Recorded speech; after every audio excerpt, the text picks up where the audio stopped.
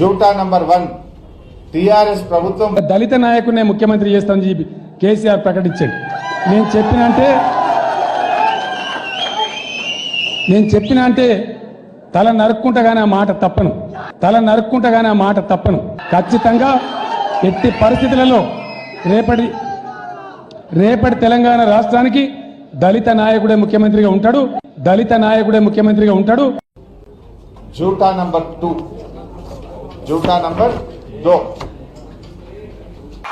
అట్లనే ఇలా ఇండ్లు కట్టేది గతంలో గవర్నమెంట్ డబ్బా ఇండ్లు కట్టింది, కానీ మనం డబల్ బెడ్రూమ్ ఇల్లు కట్టుకుంటున్నాం. మీ అందరికి కూడా 5,04,000 రూపాయల ఖర్చుతోని మీరు దర్జాగా ఉండేటట్టు డబల్ బెడ్రూమ్ ఇండ్లు కూడా మీరందరూ ఒప్పుకుంటే వెంటనే మీకు ఎక్కడైతే జాగాలు దొరుకుతాయో అక్కడనే మొత్తం బ్రహ్మాండమైన కాలనీ 3 తండాలకు కలిపి డబల్ బెడ్రూమ్ ఇళ్ళని కూడా కట్టిస్తా అని చెప్పి నేను మనవి చేస్తా ఉన్నా. జూటా నంబర్ 3 తెలంగాణలో ఉన్న కాంట్రాక్ట్ ఉద్యోగస్తులు మీరు ఏ డిపార్ట్మెంట్ అన్న కావచ్చు, ఏ పాఠశాల కావచ్చు, లేదా మరొకటి కావచ్చు, కాంట్రాక్ట్ ఉద్యోగం అన్న సిద్ధాంతానికే కేసీఆర్ వ్యతిరేకం. నాకు అది పడది. కాంట్రాక్ట్ ఎంప్లాయ్మెంట్ అంటేనే శ్రమ దోపిడీ విధానం. అందువల్ల తెలంగాణలో కాంట్రాక్ట్ ఎంప్లాయీస్ ఉండరు. జూటా నంబర్ 7 నాకున్న పెద్ద కళ కేజీ టు పీజీ విద్య, కులం మతం లేకుండా అందరూ ఒకటే పాఠశాలలో ఒకటే యూనిఫామ్ వేసుకొని బ్రహ్మాండంగా ఒకటే భోజనం ఒకటే సిలబస్ లో చదువుకోవాలనే ఆకాంక్ష నాకు. జూటా నంబర్ 5 మహిళా సంఘాలు ఉన్నాయి, వాళ్ళు చేసేటువంటి మహిళా సంఘాల లోన్స్ ఏవైతున్నాయో వడ్డీ లేని రుణాలు అవి ఇప్పుడు 5 లక్షలే పరిమితి ఉంది. మహిళా సంఘాలు బాగా పనిచేస్తున్నాయి కాబట్టి జూన్ 2వ తారీఖు తర్వాత టీఆర్ఎస్ ప్రభుత్వం వచ్చిన తర్వాత మీకు డెఫినెట్ గా 10 లక్షల రూపాయల వడ్డీ లేని రుణం అందిస్తామని చెప్పి నేను మనవి చేస్తాను. జూటా నంబర్ 6 అరెకరమో ఎకరంన్నరనో ఉన్నటువంటి దళిత కుటుంబం ఉంటే వాళ్లకు ఇంకో ఎకరంన్నర కొనిస్తాం, దాన్ని 3 ఎకరాలు నింపుతాం. ఇప్పుడు ఆ ఫేజ్ ఇప్పుడు స్టార్ట్ అయింది అధ్యక్ష. ఇప్పటిదాకా మేము అనుమతించలే. మొత్తమే లేని వాళ్ళకి 3 ఎకరాలు కొనమనం. ఇప్పుడు ఎకరం ఉన్న వాళ్ళకి 2 ఎకరాలు కొనమంటాం, 2 ఉన్న వాళ్ళకి 3 చేయమంటాం, 2.5 ఉన్న వాళ్ళకి కూడా ఇంకో అరెకరం కూడా 3 చేయమంటాం. వాటిని కూడా ఇప్పుడు టేకప్ చేస్తాం. ఇప్పుడు కొద్దిగా లార్జ్ స్కేల్లో వచ్చే ఆస్కారం ఉంటుంది.